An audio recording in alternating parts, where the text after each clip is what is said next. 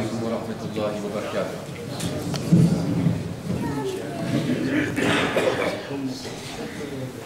بسم الله الرحمن الرحيم.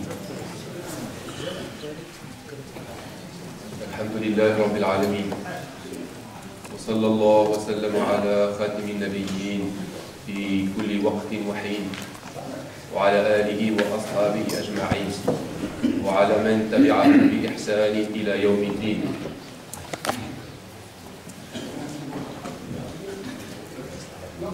Chers frères et sœurs,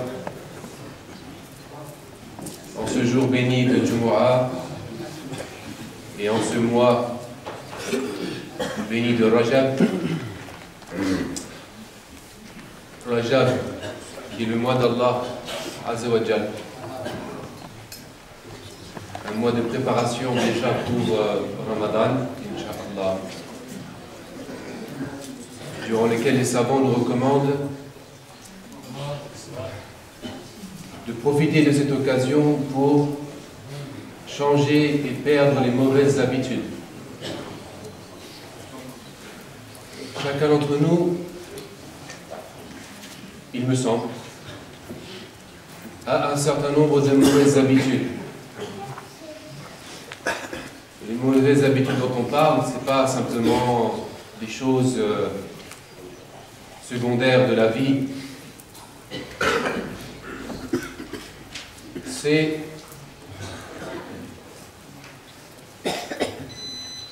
une difficulté ou une lacune ou un défaut dans notre foi, dans notre regard sur le monde, dans notre compréhension de la religion, dans notre façon de pratiquer la religion. Nous avons tant de mauvaises habitudes à perdre et à améliorer pour acquérir les bonnes habitudes, c'est-à-dire la bonne pratique, celle qui est toujours inspirée par le livre d'Allah et la tradition de son bien-aimé prophète sallallahu alayhi wa sallam. Voilà la bonne habitude à suivre. La sunna, on peut l'appeler comme ça. Allah lui-même a institué les sunan dans la création et nous devons être conformes à cette harmonie dans la création de son ordre et de ses sunan. Mais il a apporté encore une autre miséricorde. C'est une sunna sharifa, une tradition bénie, prophétique, qui nous permet d'être en tant qu'être humain dans un courant spirituel et prophétique qui nous aide aussi à sortir de notre nature purement humaine, de nos faiblesses purement humaines, pour nous élever, pour nous éduquer, pour nous apprendre les bonnes manières avec notre Seigneur et le modèle pour nous. Et le prophète sallallahu alayhi wa sallam, y compris dans ses rapports avec ses compagnons. Pourquoi j'ai fait cette introduction? En priant Allah de nous éclairer et de nous apporter la vision claire sur les choses. Si vous êtes d'accord, on va laisser de côté pour un temps, au moins aujourd'hui, l'étude des noms divins, les commentaires sur les noms divins, pour revenir peut-être à certaines choses un peu plus rudimentaires, un peu plus fondamentales et quotidiennes, bien que les noms d'Allah en réalité sont ce qu'il y a de plus fondamental pour nous. Mais peut-être certains d'entre nous, ou nous-mêmes, ne sont pas encore prêts pour saisir cela. Et il y a des choses avant à préparer. La semaine dernière, ceux qui étaient là pour le Jumu'ah, qui ont participé à la prière bénie derrière l'imam, que Allah subhanahu wa ta'ala nous a envoyé, nous a destiné. Est-ce que quelqu'un de nous peut remettre en cause un destin? Sûrement pas. En tout cas, il s'est trouvé que pendant la prière, l'imam, hafidahullah, wa ayyadahu fi wadifatihi, qu'Allah le protège et l'aide dans sa fonction difficile, fonction prophétique de l'imam. N'oubliez pas, l'imam, le premier et le seul imam pour nous, c'est le prophète sallallahu alayhi wa sallam. Et tous ceux qui viennent à cette place-là ne sont que des représentants modestes avec leurs faiblesses. Je disais donc que l'imam, dans la prière du Jumu'ah, prière qui comporte, comme vous le savez, 2 rak'atan, il a, dans la deuxième rak'at, ajouté une sajda, c'est-à-dire une prosternation. Au lieu de faire 2 prosternations, il a fait 3 prosternations. Et lorsqu'il a salué, il est sorti, il a fini la prière par la salutation. Certains frères qui étaient plus proches lui ont gentiment fait savoir qu'il avait ajouté dans sa prière un élément. Et l'imam, aussitôt qu'il a entendu cela, a suivi, a adhéré à ce conseil, à cette aide communautaire, à cette aide fraternelle qui lui était donnée. Et donc il a suivi la règle qui consiste, lorsqu'on ajoute un élément, que ce soit un élément obligatoire qu'on appelle rukn, ou bien quand on ajoute une sunna, c'est-à-dire une sunna mu'akkada. On ne va pas parler des questions de fiqh ici, mais je crois que, Inch'Allah, ça serait profitable pour nous tous de revenir sur ces choses, parce que c'est important. Donc il a fait ce qu'on appelle as-sujoud al-ba'di, c'est-à-dire après salam, lorsqu'on ajoute dans la prière un élément et qu'on s'en rend compte, ou qu'on nous le fait savoir dans le cas d'une prière communautaire, eh bien, la sunna du prophète sallallahu alayhi wa sallam nous enseigne non pas de refaire toute la prière, mais plutôt de corriger et de réparer la prière. Dans ce cas-là précis, en cas d'ajout, après taslim, après avoir dit assalamu alaikum, on fait 2 sajdas. 2 sajdas qui ont valeur de réparation. Et ensuite, on finit la prière avec, encore une fois, tashahhud et taslim. Les savants ont appelé cela sujoud ou sahw. Sujoud ou sahw, c'est-à-dire une prosternation pour réparer un moment d'inattention, d'inadvertance. As-sahw, c'est ça, c'est que on néglige et à un moment donné, on n'a pas été attentif. Cette règle-là, il y a sujoud al-ba'di en cas d'ajout, il y a as-sujoud al-qabli, c'est-à-dire avant as-salam alaykum, en cas de lorsqu'on manque, donc on a omis, on a enlevé ou oublié un élément fondamental ou recommandé. L'objectif, c'est pas de faire un cours de fiqh par rapport à cette question-là qui n'est pas si complexe, grâce à Dieu, qui peut être expliquée et accessible et mise en pratique par chacun d'entre nous, si jamais on fait l'effort de chercher. Moi, la chose sur laquelle, si vous permettez, j'aimerais revenir avec vous, c'est déjà l'origine de cette règle-là. Elle n'est pas venue de nulle part. Il y a un certain consensus même entre les savants des 4 écoles sur la façon dont on doit réparer la prière en cas d'inattention. Ils se sont basés sur certaines situations qui se sont produites du temps du prophète sallallahu alayhi wa sallam avec ses compagnons. il y a plusieurs hadiths, plusieurs versions même, qui nous rapportent cette situation-là. Dans ces hadiths notamment, il y a une version où on rapporte que le prophète sallallahu alayhi wa sallam, notamment dans le Muwatta de l'imam Malik, radiyallahu anhu, on nous rapporte que c'était probablement Salat al-Dhahr ou Salat al-Asr, donc qui comporte 4 rakats, et le prophète sallallahu alayhi wa sallam, au bout de la deuxième rakat, alors qu'il était assis, il a salué, il a conclu la prière en disant Assalamu alaikum wa rahmatullah d'un côté et de l'autre. Qu'est-ce qui s'est passé à ce moment-là? On dit qu'il y a eu des chuchotements. C'est ça qu'en arabe veut dire on chuchote. Les compagnons se sont interrogés, ils ont chuchoté les uns les autres. C'est important de savoir comment les compagnons ont réagi à ce moment-là. Car on a été un petit peu perturbé par la semaine dernière, par les réactions qu'il y a eu après la prière. C'est pourquoi je vous parlais de nécessité pour nous de nous éduquer et de perdre certaines mauvaises habitudes. Les compagnons, radiyallahu anhum, ont réagi de cette façon. Ils étaient surpris.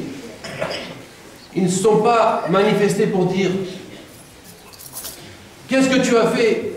Tu t'es trompé ?» Ils ne sont pas manifestés comme ça.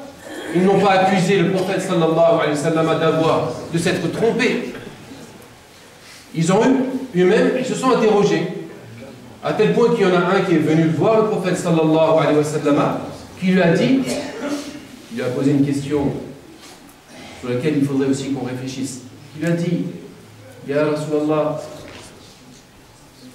Anasita am qasirat as-salat. Qasirat as-salat. Il lui a dit, est-ce que tu as oublié ou bien la prière a été réduite? Peut-être la prière a été réduite de 4, a été réduite à 2. Ils se sont dit, je ne sais pas.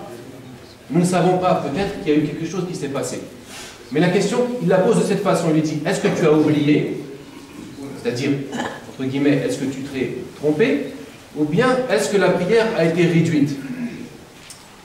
Et écoutez la réponse du prophète sallallahu alayhi wa sallam. La réponse d'une science divine. Il lui a dit, Lam ansa wa lam tuqsar. Le compagnon, comme souvent, comme on fait d'habitude, souvent nous les êtres humains, on pose une question, on dit c'est l'un ou l'autre. Soit tu as oublié, soit la prière a été réduite.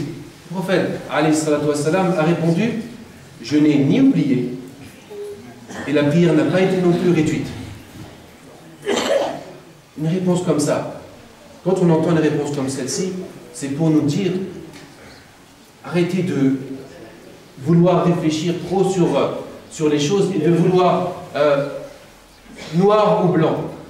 Quand on réfléchit noir ou blanc, c'est l'un ou l'autre. Et lui, il a dit, sallallahu alayhi wa sallam, c'est ni l'un ni l'autre. Il ne s'agit pas de ça. Il ne s'agit ni d'un oubli, ni d'un changement. C'était quelque chose d'autre. C'était une nouvelle situation qui s'est présentée pour le bien de la communauté, pour notre bien. C'était une nouvelle occasion par laquelle Allah subhanahu wa ta'ala nous a enseigné à travers son prophète. Il nous a enseigné comment, en cas d'une erreur, entre guillemets, en cas d'oubli dans une prière, comment faire pour réparer cette prière. C'est-à-dire, la prière qui est le moment très particulier de l'entretien intime entre l'homme et son Seigneur. Cette prière-là, qui devait être peut-être parfaite, eh bien, nous n'avons pas la possibilité, nous, en tant qu'êtres humains, de garantir la perfection de la prière. On peut se tromper. Mais la prière, pour qu'elle reste prière, eh bien, même pour corriger, on ne peut pas faire selon notre façon personnelle. Même pour corriger, même pour réparer, il y a une science prophétique. Il y a une sagesse prophétique. On fait un soujoud avant, on fait un soujoud après. Il y a une science prophétique, on ne peut pas savoir pourquoi. On ne pourra jamais savoir pourquoi. C'est quelque chose qui dépasse la logique des êtres humains. Et si on se rappelle, peut-être on ne va pas réagir d'une façon comme ça instinctive vis-à-vis de l'imam, ou vis-à-vis d'une situation qu'on ne comprend pas, vis-à-vis d'une situation qui nous semble produire une erreur. Ce n'est pas des erreurs, c'est simplement des changements de situation qui nous permettent toujours d'apprendre encore une fois. La générosité et la miséricorde d'Allah est tellement grande que même dans l'erreur, il nous apprend. Et même dans l'erreur, il nous permet, et dans l'oubli, il nous permet finalement de rester avec lui, de ne pas être en dehors de sa présence. L'autre chose qu'on peut remarquer, c'est que dans une autre version du hadith, dans un autre hadith, rapporté par les sources authentiques, à la même question, certains lui disent une situation similaire. Certains lui disent, il s'est passé quelque chose dans la prière, tu as ajouté quelque chose. Et là, le prophète sallallahu alayhi wa sallam a répondu, Innama ana basharun mithlukum, ansa kama tansaw. Cette fois-ci, il leur a répondu, je suis un être humain comme vous. J'oublie comme vous. Moi aussi, ça m'arrive d'oublier. Attention mes frères, les ulama ont dit, ils n'ont pas parlé de nisyan, ils n'ont pas parlé d'oubli, ils ont parlé de sahou. Sahou, c'est l'inattention, c'est pas comme l'oubli. C'est pas comme l'oubli. Et on sait que l'être humain a été créé avec ce côté, cette tendance à l'oubli. Et c'est pourquoi on doit toujours se rappeler les uns les autres. Et c'est pourquoi Allah rappelle toujours son message, envoie des messagers pour rappeler le message. Et pourquoi dans notre vie, nous devons sans cesse nous rappeler, invoquer le souvenir d'Allah. Parce que dans notre nature, insan, soumiya al-insan, li'annahu ja'a min al-nisyan. Al-insan en arabe, ça vient, certains savants disent que ça vient de nisyan. L'homme a été appelé ainsi parce qu'il oublie. Al-Muhim, on a parlé de nisyan et pas de sahou. Le prophète sallallahu alayhi wa sallam nous dit, je suis comme vous, j'oublie comme vous oubliez. Et là, il faut faire très attention à cette phrase-là. Parce que souvent, nous avons une conception et une idée sur notre prophète qui ne correspond pas à sa noblesse et à sa dignité. On pense que c'est un être humain comme nous, il fait des erreurs comme nous, il a des faiblesses comme nous. C'est pas ça qu'il nous a dit. Il a dit, je suis comme vous. Ça ne veut pas dire, nous sommes comme lui. Il est comme nous par rapport à certains aspects de notre nature. Mais il n'est pas comme nous dans la perfection de l'adoration. Il n'est pas comme nous dans la pureté. Il n'est pas comme nous dans l'infaillibilité. Parce que Allah, azza wa jalla, l'a protégé. Il l'a protégé de toute erreur, de toute faute. Et quand il a dit j'ai oublié, il ne disait pas j'ai oublié mon Seigneur. Jamais il n'a oublié son Seigneur. Jamais il n'a été dans un moment où il était en dehors de la présence d'Allah. Il a oublié pour nous enseigner nous. C'était arrivé pour nous enseigner nous. Pas parce qu'il avait fait une erreur, mais parce qu'il fallait nous enseigner nous. Et certains savants sont allés encore plus loin. Ils nous ont dit, il a oublié parce qu'il était tellement absorbé dans la contemplation, dans la présence d'Allah, dans la prière. Il était tellement absorbé qu'il a oublié lui-même. Il s'est oublié lui-même. Il s'est oublié lui-même. Il n'avait plus peut-être les notions du nombre de rak'at à faire. Parce qu'il était avec Allah, il n'était pas avec les créatures. Et ça, c'est des choses aussi qu'on sait que ça arrive même à certains salihoun, certains serviteurs vertueux, qui ont cet état spirituel particulier, où dans la prière, ou dans leur vie, ils ont un tel niveau de proximité et de conscience d'Allah que on peut dire qu'ils oublient. Mais ils n'oublient pas pour les mêmes raisons que nous. Attention, ce n'est pas un oubli comparable à notre oubli. Et surtout, ce n'est pas pour le prophète, alayhi salatu wassalam, ce n'est pas une inattention.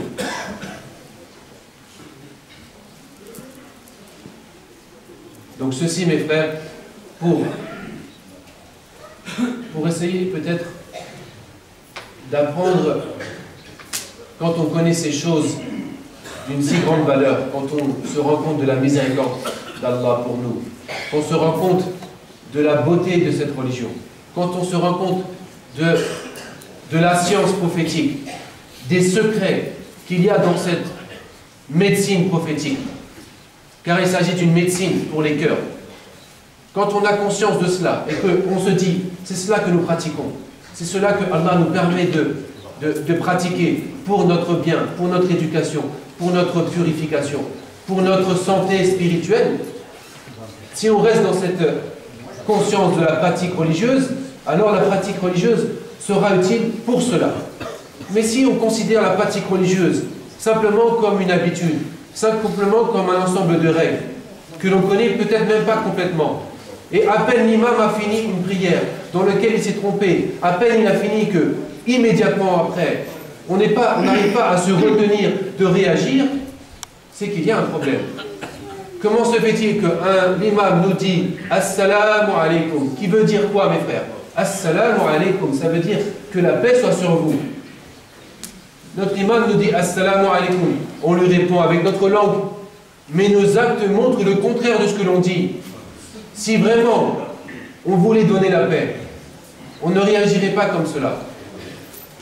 Si vraiment on voulait le bien, on ne réagirait pas comme cela. Plutôt, on serait clément, on pardonnerait, on serait doux, on serait frère dans les conseils, frère dans l'aide, et non pas ennemi, et non pas adversaire. Là, c'est des mauvaises habitudes. Ce sont des mauvaises habitudes. Ce sont des réactions, on pourrait dire, humaines. Mais est-ce que l'être humain, est-ce que la religion n'a pas été envoyée pour permettre à l'être humain d'être plus que simplement un être humain comme les autres? Si c'est simplement ça, dans ce cas-là, on n'a pas pris l'essence de la religion. On n'a pas compris ce que c'est la religion. On n'a pas compris quel est notre but sur terre et quelle est notre destination. Donc, ces petits réflexes, ces petites mauvaises habitudes qui peuvent vous causer beaucoup de problèmes, surtout dans une mosquée, ça peut créer beaucoup de problèmes. Et c'est pourquoi on s'est permis de dire immédiatement à l'imam, prenez la parole pour expliquer. Parce que s'il y a de la confusion, c'est là que finalement on parle pour rien dire et que Shaitan, il commence à semer la discorde, il commence à semer la zizanie pour une raison qui ne mérite pas. Pour une raison qui ne mérite pas. Il faut se le rappeler encore une fois. Et alhamdoulilah, c'est une occasion pour le faire. Ça ne nous dérange pas. Mais peut-être que si l'imam entend ce que l'on nous dit, ce que nous disons, peut-être qu'il faudra à ce moment-là aussi faire certains drous pour parler des enseignements pour corriger la prière, quand on a ajouté, quand on a omis, quand on a oublié. Mais ces règles-là, c'est important toujours de les apprendre aussi avec la sagesse qui va avec, c'est-à-dire avec l'exemple prophétique et de ses compagnons. Comment les compagnons ont réagi? Comment le prophète sallallahu alayhi wa sallam a réagi? C'est important de s'en souvenir parce que sinon on retient les règles, mais on oublie la finalité. On oublie aussi le sens profond. C'est plus important, il me semble.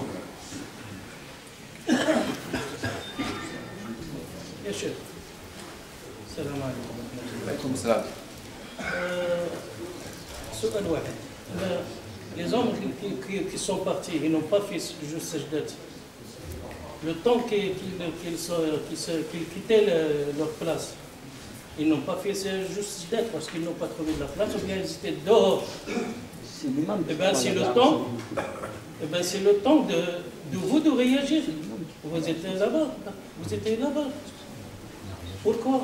Pourquoi les gens qui n'ont pas fait les sujets, qu'est-ce qu'on va leur dire? Soyez tranquilles, mes frères. C'est ce genre de questions. C'est une bonne question. Parce qu'on ne réagit pas de mauvaises habitudes. Non, mais c'est vrai. De toute façon, il y a les bonnes réactions et les mauvaises réactions. C'est pas ce que je dis, c'est pas adressé à une personne en particulier. Chacun connaît sa propre position et peut en tirer, Inch'Allah, profit. Mais ça, c'est une question très intéressante. Effectivement, on doit essayer de faire en sorte toujours de garder l'harmonie dans les choses et de garder la communication avec simplicité et avec gentillesse. Maintenant, d'un côté, il y a une chose qui se fait, c'est que l'imam prend en charge, on sait que l'imam prend en charge la prière, et effectivement, nous suivons l'imam, et si nous-mêmes avons fait une erreur dans notre propre prière pendant que nous suivions l'imam, c'est l'imam qui prend en charge la prière. Si l'imam a fait une erreur, entre guillemets, il a omis, on le suit également dans cette prière. Et sachez que, d'après certains savants, on pourra, même plus d'1 an après, si on se souvient qu'on avait ajouté ou on avait oublié quelque chose dans la prière, on pourra le réparer toujours. Ne vous inquiétez pas pour ça. Mais ce n'est pas une question d'ailleurs de est-ce qu'on doit réparer, pas réparer. C'est plutôt est-ce qu'on est capable de communiquer entre nous pour le bien de nous-mêmes. Est-ce que le frère qui a dit l'imam s'est trompé, est-ce que tu sais, est-ce que tu as entendu? Communiquons entre nous plutôt que de se faire des reproches trop facilement. On est trop facile à faire des reproches plutôt qu'à donner du bon conseil. Le conseil dans le bien a toujours une récompense incalculable. Après, pour les questions des questions plus particulières, si vous permettez, il faut garder chaque chose à sa place et poser les questions avec l'imam lorsque le moment est venu. Là, c'est peut-être pas le moment. Alors, simplement, je donne une information. Les frères qui souhaitent faire les travaux des toilettes doivent faire parvenir leur devis à la FMC au plus tard lundi 24 avril, c'est-à-dire lundi prochain. Les toilettes seront fermées à partir du vendredi 28 avril, après Jumu'ah, pour les travaux. La somme récoltée pour les travaux des toilettes est de 2043 € et 32 centimes. 2043 € et 32 centimes. Il me semble que c'est en dessous du tarif nécessaire.